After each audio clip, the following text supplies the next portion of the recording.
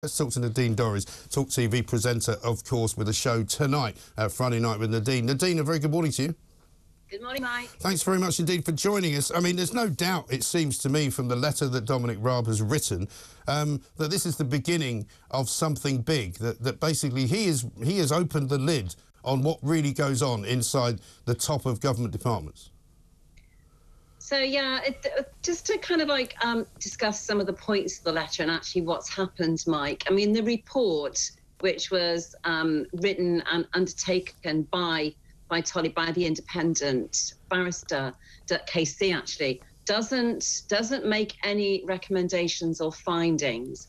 What he's done is said that 2 of the complaints he felt were worth itemising in the report. We don't know what his opinion of those is, whether he thinks there's something which is serious enough, and we will see in due course what those 2 complaints were that have been upheld. But I think what Dominic has done, you're quite right in your assessment prior to me coming on. I think that what Dominic has done is he has decided that it's a lose-lose situation for him. Whatever happened, this would be hanging around his neck. And this is a man who's been Deputy Prime Minister and held a number of, Foreign Secretary, held a number of roles within government. And he's probably got to the point where he's thought, you know, this is it. I'm not having my reputation impugned any further. I'm not going to have this hanging over me. I'm just going to step aside, regardless of what Rishi would have concluded from that report. But remember, there are no recommendations in the report. The Prime Minister has not made any announcements as to what his opinion is regarding the report. The report simply states that only 2 of the complaints had any substance. Therefore, I'm replicating these complaints in this report, and that is it. Yes. And number 10 has also been very clear, or at least sources inside number 10 saying that Rishi Sunak did not ask Dominic Raab to resign. So I think you're right. I think he's taken this opportunity to just say, you know, it's better perhaps to fight this from the outside. Yeah, and whether he will fight it or not actually is another issue. If I were him, I wouldn't even bother. I'd just walk away. And, you know, he's an intelligent and highly qualified, very experienced individual. There's a whole world outside of politics. You know, we don't have to stay here and take the kind of abuse that MPs and ministers do. There's a whole world waiting out there for somebody as qualified as Dominic Raab, and I think probably that's the decision he and his wife and his family have taken. It's time to go. Yeah, maybe so. I mean, you've been a Secretary of State inside the Department of Digital, Culture, Media and Sport. What did you find the civil servants were like? I mean, how did they respond to the likes of you? I mean, you've been accused by many on the sort of left of being a bit abrasive, you know, a bit difficult. I don't know if that's true. I haven't worked with you, but what did they say to you when you were working with them? So, look, I've got to be absolutely straight down the line with you about the civil servants I worked with. They were absolutely fantastic. I had an amazing department. The one thing I will say is that I got to the department and it was not in a good place in terms of the culture and the morale amongst the staff. But, you know, I'm kind of like quite old in the tooth. The one thing I've realised is that you want to work well with people and you want people to do their best for you. You've got to value them and respect them and work with them and let them know they're valued and respect and that you're really interested in them and work with them. And within a year in my department, we were literally knocking it out the park. We had 5 bills coming out at the end of a year. And that's because I made it my business and I got there to turn that culture around and to work with them. And I don't think it helps, to be honest, Mike. And this is this is not a dig at you.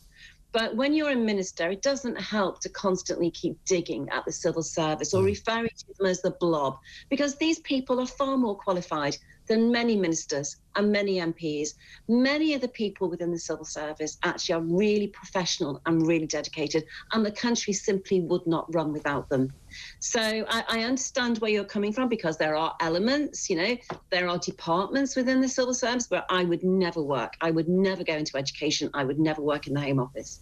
That for reasons that you probably can articulate far better than I'm able to, as I'm still an MP. Yeah. But there are departments I would never have accepted a job in. Well, let's not forget, I mean, no, listen, I take your point, and I'm sure, I mean, it's a huge number of people in the civil service, and I'm certainly not suggesting that they're all completely and utterly anti-Tory and not very good at their jobs, because that would be mad. However, in Dominic's letter, he also says that there were a number of improprieties that came to light during the course of the inquiry, and he basically suggests that there was coercive removal by a senior official of dedicated private secretaries from his Ministry of Justice private office. He talks about fabricated claims being leaked to the media. You know, there are clearly inside the Department of Justice, certainly anyway, people that he thinks are not doing their jobs properly. Absolutely. And it's not just within his department, it's across the civil service. It's deep within the heart of Number 10. It's across Westminster. There's this culture which has become one of leaking, briefing, and coercion is one which I think has taken a grip across Westminster. So Dominic's touching the tip of the iceberg when he talks about that, but it's very real. And what he's saying is very true, and it does exist. And the government finally worse off without Dominic Raab, do you think? So, you know, just let me, yes, of course, I'm definitely going to say that. But let's just look at Dominic Raab for a second. Dominic Raab is a very well-qualified lawyer. And in my experience, lawyers always speak in a certain way, act in a certain way. And they, you know, if you want to have a chat around the water cooler, don't go and talk to someone who's, you know, been an ex-lawyer and is now a Secretary of State, because you're not going to get the chit-chat, because that person is a completely ambitious, dedicated and focused individual. So Dominic did have a certain style, absolutely. And, you know, even his ministers will say, you know, he's not the kind of bloke that you invite around to dinner parties or you're not going to make friends with him at work. But he was very focused on the job and the delivery. And perhaps, you know, the HR skills that went around that weren't actually something that he'd been imbued with through his previous working life as a lawyer. So, you know, Dominic was a personality type. You know, what's happened to him does that justify, you know, is it justified by his demeanor and his personality? Well, that's a question, you know, others have to answer, but you're not going to get.